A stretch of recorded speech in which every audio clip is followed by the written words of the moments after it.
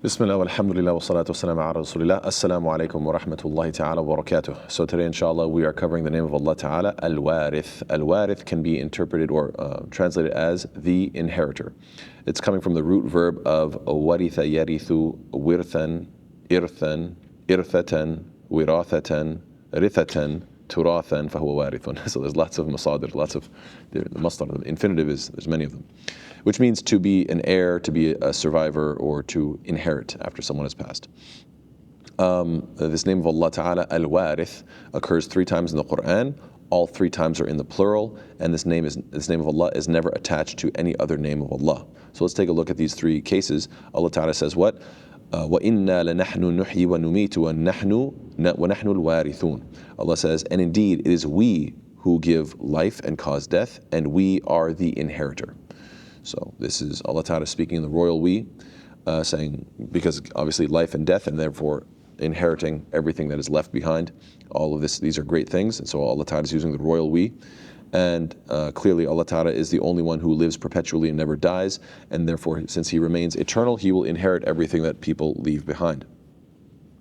Then Allah Ta'ala says what? Allah also says regarding this name of Allah, this is on the this is from the dua of Zakaria alayhi salam. وَزَكَرِيَّا إِذْ نَادَى رَبَّهُ رَبِّ لَا تَذَرْنِي فَرْدًا وَأَنْتَ خَيْرُ الْوَارِثِينَ.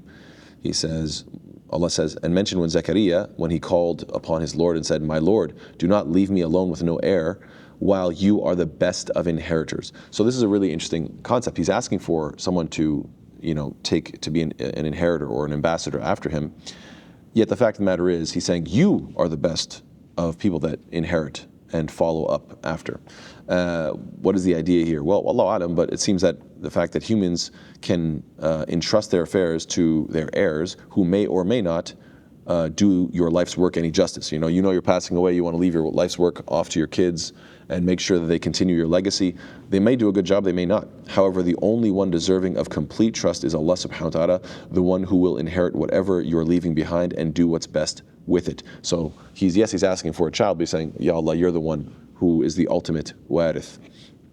And Allah Ta'ala therefore is the one who ensures that people get what they need, whether it be in the story of Khidr alayhi salam and Musa alayhi salam, that this father who passed away, his wealth was being protected by Allah Ta'ala until his orphaned kids were able to find it. That was a gift from Allah. Or whether it be the children of Israel inheriting whatever Fir'aun left behind when he was killed, as is mentioned in Surah Dukhan, ayah number 25 to 28. So Allah Ta'ala is the one who leaves behind the inheritance, and He grants it to whom He wills. And the third place in which Allah Ta'ala mentions this name is when in Surah Qasas, ayah number 58, Allah says, وَكُنَّا نَحْنُ الْوَارِثِينَ. And it is we who were always the inheritors. So subhanAllah, it's an interesting ayah. The ayah begins by saying, and how many cities have we destroyed that were insolent in their ways of living? And those are their dwellings which have not been inhabited after them except briefly. So in other words, Allah is saying that there are certain areas, like over and over, how many times? In other words, Allah is asking, how regular is this occurrence? People live somewhere, they think they're going to last forever, they get obsessed with dunya, and then they all get wiped out. And some people inherit from it, and sometimes, you know what, that stuff is just left to rot, which just goes to show how valuable it was. And Allah Ta'ala is saying, we are always the inheritors. In other words, this is nothing new. You should not be surprised that this life is temporary. You should accept the fact that this is just a brief test. You need to embrace your reality that you're existing in and adjust accordingly. So yes, subhanAllah, after everything and everyone is brought before Allah subhanahu wa ta'ala, He will reward and punish in a way that is most befitting. Furthermore, the Prophet ﷺ would make the dua, Allahumma متعني بسمعي وبصري واجعلهما الوارث مني وانصرني على من يظلمني وخذ منه بثأري. Oh Allah, give me pleasure in my hearing and in my sight. In other words, make these things, something that I look at good things, I hear good things, something that's going to be pleasure, increasing my iman and so forth. And make them the inheritor from me. What does this imply? What does it mean, an inheritor? As in, let them witness for me, not against me on Judgment Day. Let them inherit good deeds through my eyes and through my hearing. May Allah forgive us for all the wrong things that we look at and all the wrong things that we listen to. And then he says, and aid me against whoever oppresses me, and take vengeance from him for me. So this is a hadith mentioned in Tirmidhi. It's a Hasan hadith, and it's a dua that we learn from the Prophet. Now, how do we apply this name of Allah, Al-Warith, in our own lives? Well, we should treat all of our possessions as if they are borrowed. We should not think of what we own as, oh, this is mine, it's mine forever. No, you are simply borrowing it for a temporary period of time. As Allah says, إِنَّا نَحْنُ نَرِثُ الْأَرْضَ وَمَنْ عَلَيْهَا وَإِلَيْنَا يُرْجَعُونَ. Indeed, it is we who will inherit the earth and whoever is on it, and to us they will be returned. Everything on this dunya, everything, oh, I like my possession, this, that, and the other. Yeah, it's not yours except for a short period of time. Allah also says what? وَكَمْ أَهْلَكْنَا قَبْلَهُمْ مِنْ قَرْنٍ هَلْ تُحِسُّ مِنْهُمْ مِنْ أَحَدٍ أَوْ تَسْمَعُ لَهُمْ رِكْزًا. How many have we destroyed before them of generations? Do you perceive of them anyone or hear from them even a sound? They're gone. That's it. Everything they used to own, oh, I own this and I own that, not anymore. It's not yours. Allah Ta'ala says, كُلُّ مَنْ عَلَيْهَا فَانٍ وَيَبْقَى وَجْهُ رَبِّكَ ذُو الْجَلَالِ وَالْإِكْرَامِ. Everyone upon the earth will perish, and there will remain the face of your Lord, owner of majesty and honor. The Prophet ﷺ tells us what? يَقُولُ الْعَبْدُ, that the human being says what? مَالِي مَالِي. Human beings say, my money, my money, my money. إِنَّمَا لَهُ مِنْ مَالِهِ ثَلَاثٌ. But out of his wealth, only three things are actually his. مَا أَكَلَ فَأَفْنَى. Whatever you eat and then makes use of it. Okay, that was actually yours. Why? It's not going to go to anybody else because you ate it, you used the energy, you did whatever you did, so that was yours. أو لبس فأبلى, or whatever he wears and then he wears it out. You know, whatever he puts on as dress and then he wears it out. That's going to be yours. أو أعطى فاقتنى, or he gives as charity and this is what he stores for himself as a reward in the hereafter. So you eat something, you dress, you wear something, and then finally what? When you give something for your akhirah, when you give fi sabilillah, that's going to be for your afterlife. Then the Prophet says what? وَمَا سِوَى ذَلِكَ فَهُوَ ذَاهِبٌ وَتَارِكُهُ لِلنَّاسِ. And whatever is beyond that, you're going to depart from it and you're going to leave it for other people. It's not yours. It's just going to be inheritance to somebody else. That's it. Furthermore, Abdullah bin Umar said that the Messenger of Allah ﷺ took hold of his shoulder and said what? كُن فِي الدُّنْيَا كَأَنَّكَ غَرِيبٌ أَوْ عَابِرِ السَّبِيلِ. He told him, be in this world as a stranger or a traveler. You have to live in this world like what? Like you're just passing through. This is not, think about a bus stop. You don't usually bring your couch to sit down, kick back, and wait for the city bus to come and pick you up, right? Because you know you're just going to be there for a couple of minutes. You don't get that comfortable. You know, you don't try to bring your whole kitchen there. Oh, maybe I'll cook something while I'm waiting for the bus. Let me drag my whole kitchen to the bus station. It doesn't work like that. You just try to make it brief. So how do we react when we lose something? Knowing that Allah Ta'ala is the inheritor, we should say what? قَالُوا إِنَّا لِلَّهِ وَإِنَّا إِلَيْهِ رَاجِعُونَ. We say, indeed we belong to Allah and indeed to Him we will return. In other words, it never belonged to us anyway. We belong to Allah. It's all good. We should be charitable. Why? Because Allah Ta'ala commands, آمِنُوا بِاللَّهِ وَرَسُولِهِ وَأَنفِقُوا مِمَّا جَعَلَكُمْ مُسْتَخْلَفِينَ فِيهِ. Believe in Allah and His Messenger and spend out of that which He has made you a successor. So even when Allah Ta'ala tells you to give in charity, even though He describes you well, He doesn't say spend out of, let's say, just your money. Instead of saying it that way, in this particular ayah, Allah says what? Spend out of that which has been made in your possession through succession. In other words, think about how many hands this money has passed through. How many times, oh, I have this wealth, I have this, I own that. Yeah, well, people before you own that stuff.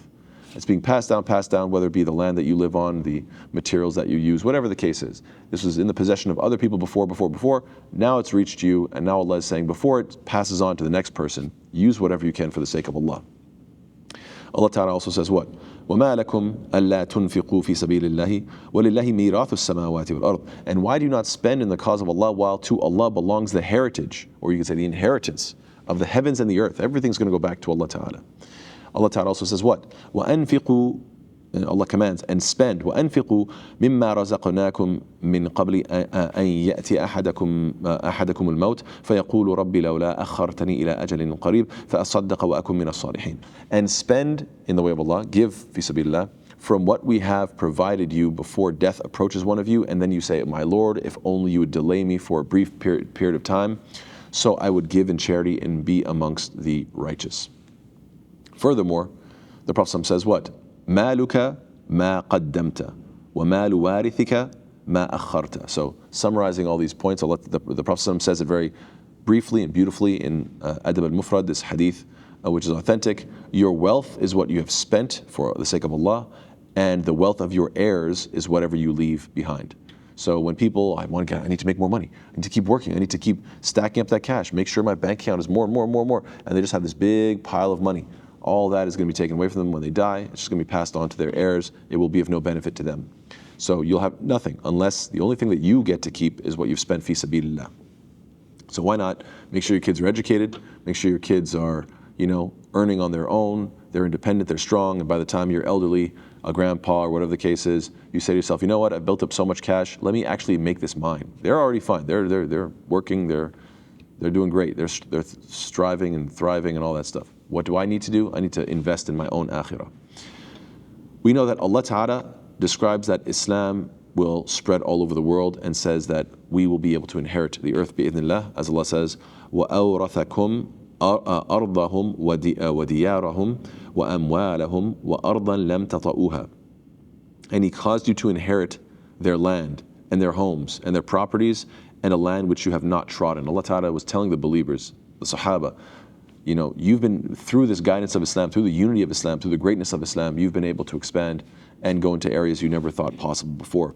As Allah Ta'ala also says, إِنَّ الْأَرْضَ لِلَّهِ يُورِثُهَا مَن يَشَاءُ مِنْ عِبَادِهِ وَالْعَاقِبَةُ لِلْمُتَّقِينَ. Indeed, the earth belongs to Allah. He causes to inherit it whom He wills of His servants, and the best of outcomes is for the God-fearing, the righteous. Allah also says, وَلَقَدْ كَتَبْنَا فِي الزَّبُورِ مِن بَعْدِ الذِّكْرِ أَنَّ الْأَرْضَ يَرِثُهَا عِبَادِيَ الصَّالِحُونَ. And we have already written down in the book, in the Psalms, after the previous mention, that the land is inherited by my righteous servants. Allah Ta'ala has established very clearly, Al-Ard, this earth will be inherited by my righteous servants. Allah also says, وَعَدَ اللَّهُ الَّذِينَ آمَنُوا مِنْكُمْ وَعَمِلُوا الصَّالِحَاتِ لَيَسْتَخْلِفَنَّهُمْ فِي الْأَرْضِ. Allah has promised those who have believed among you and done righteous deeds that He will surely grant them succession and authority upon the earth. In other words, they will inherit the earth. SubhanAllah, so many ayat about this Islam spreading and inheriting and taking more of this earth. And this is the fact that we see since 1400 years ago. Alhamdulillah, this Islam just keeps on spreading all over the world. Most people are desperate to inherit from their dead relatives because everybody loves to get something in large amounts, large amounts of money for doing nothing, right? Oh, really? This grandparent passed away, now I get so much money. People become very greedy for these things. And Allah Ta'ala mentions this. وَتَأْكُلُونَ التُّرَاثَ أَكْلًا لَمَّا وَتُحِبُّونَ الْمَالَ حُبًّا جَمًّا. Allah says, and you consume inheritance, devouring it all together, and you love wealth with immense love. This can be problematic. You don't want to let this divide your family members. You don't want to be so desperate to be happy when people are passing away. A'udhu billah. Rather, you should be a little bit more tempered in your attitude and recognizing that this is obviously something you did not earn, but it's just being granted to you because of a death in the family. In fact, Allah Ta'ala says, what? أَلْهَاكُمُ التَّكَاثُرُ حَتَّى زُرْتُمُ الْمَقَابِرُ. Competition in this world, worldly increase, competing to always increase in worldly things is diverting you. It's distracting you until you visit the graves. So, we, as believers, we want to be the type of people that recognize that true inheritance is not from this worldly stuff. Yes, of course, somebody passes away, you inherit some money, that's fine. Not something to fight about, not something to obsess over. Rather, true inheritance, the greatest inheritance, is the inheritance of paradise. As Allah Ta'ala says, وَتِلْكَ الْجَنَّةُ الَّتِي أُورِثْتُمُوهَا بِمَا كُنْتُمْ تَعْمَلُونَ. And that is paradise which you are made to inherit from what you used to do. You want to inherit something? Do good deeds, and then inherit paradise. Allah says what? تِلْكَ الْجَنَّةُ الَّتِي نُورِثُ مِنْ عِبَادِنَا مَنْ كَانَ تَقِيًّا. That is paradise, which we give as inheritance to those of our servants who were fearing of Allah. Allah also says, وَقَالُوا الْحَمْدُ لِلَّهِ الَّذِي صَدَقَنَا وَعْدَهُ وَأَوْرَثَنَا الْأَرْضَ نَتَبَوَّأُ مِنَ الْجَنَّةِ حَيْثُ نَشَاءُ فَنِعْمَ أَجْرُ الْعَامِلِينَ. And they will say, when they enter paradise, all praises to Allah, who has fulfilled for us His promise and made us inherit the earth, so we may settle in paradise wherever we will, and excellent is the reward of the righteous workers. Furthermore, Allah says what? أُولَٰئِكَ هُمُ الْوَارِثُونَ الَّذِينَ يَرِثُونَ الْفِرْدَوْسَ هُمْ فِيهَا خَالِدُونَ. Those are the true inheritors. True inheritance is not just to sit around waiting for a little bit of money in this dunya. Rather, the true inheritors are who? Those who will inherit al-firdaus, the highest parts of paradise. They will abide therein eternally. This is what we want to look for. Furthermore, the dua of Ibrahim alayhi salam, he says what? اجعلني وَجْعَلْنِي min warathati jannat an-na'im, and place me among the inheritors of the gardens of pleasure. I want to inherit paradise, subhanAllah. Now that's what we want in the akhirah. Well, what about in this dunya? Is there some sort of inheritance that we should be looking forward to? Yes, but it's not just being greedy about money. Rather, it should be inheriting from the people of knowledge. If you have parents, if you have grandparents, if you have uncles or aunts or anybody who is knowledgeable in Islam, don't worry so much about them dying and you getting them their money. Worry about them dying and you didn't get their ilm. That's the real concern. That's what you want. You want to inherit that knowledge. That's what really counts. We know that Zakaria alayhi salam said what? وَإِنِّي خِفْتُ الْمَوَالِيَ مِنْ وَرَائِي وَكَانَتِ امْرَأَتِي عَاقِرًا فَهَبَ لِي مِنْ لَدُنْكَ وَلِيًّا يَرِثُنِي وَيَرِثُ مِنْ آلِ يَعْقُوبَ وَاجْعَلْهُ رَبِّي رَضِيًّا. And indeed, I fear the successors after me, and my wife has not barren, so give me from yourself an heir who will inherit me and inherit from the family of Jacob, and make him my Lord pleasing to you. So subhanAllah, you see Zakaria alayhi salam, all he is concerned. He's thinking, my people, they're not going to have a teacher after I'm gone. My wife is not giving me, she's not able to give me children. I don't have anybody to teach. And ya Allah, I want someone to inherit this ilm, this knowledge, this da'wah, to continue from the prophetic line of Yaqub alayhi salam. Furthermore, Dawood alayhi salam left inheritance for Sulaiman, but we're not talking about money. وَيَرِثَ سُلَيْمَانُ Dawood, that Solomon inherited from David. This is again a father-son relationship where there's inheritance. There's inheritance, but not about money. We're talking about ilm.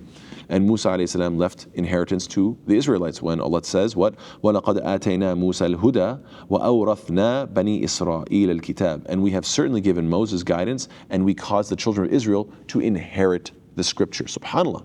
Why is this emphasized so much? We really need to ask ourselves this question. Inheritance. Why? Because the focus is not about waiting for someone to die so you can take their money. The focus is that you pay attention to their life and you benefit from the knowledge they can pass on to you. They've memorized more Quran. They've studied this deen more. They have more insight. They have more knowledge. That's the thing that you want. You know, you don't sit around grandma and grandpa so you can just wait for them to consume their money, right? It's pretty dark.